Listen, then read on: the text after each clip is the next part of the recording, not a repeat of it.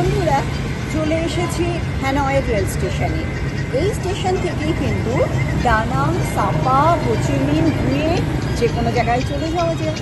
আর যদি মনে হয় সাপা যেতে চাই ট্রেনে, চলে এসো এখানে।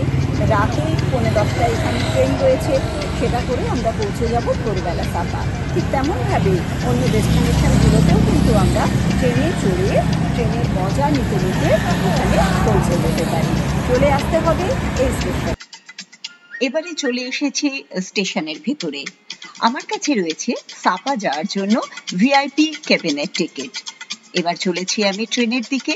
প্ল্যাটফর্ম থেকে কেবিনটা কিন্তু দেখতে দারুণ সুন্দর লাগছে। এবার সকলের সঙ্গে আমিও চলছি ট্রেনের ভেতরে। দেখি আমার কেবিনটা কতটা অপূর্ব। ওয়াও, এটা কিন্তু সত্যিই দারুণ। আর একদম নিচে ডান দিকের যে বেডটা, সেটা আমার সঙ্গে এই কেবিনে থাকবেন আরো 3 জন। আজকের এই রাতটা কিন্তু অপূর্ব কাটবে। ট্রেনের ভেতর থেকে বাইরে শহরের দৃশ্যটা অত্যন্ত মনোরম। এভাবেই সাপা যাওয়ার পথে এই ট্রেনে এত সুন্দর একটা রাত কাটাতে কাটাতে আমরা পৌঁছে যাচ্ছি সুন্দরী সাপার কাছে।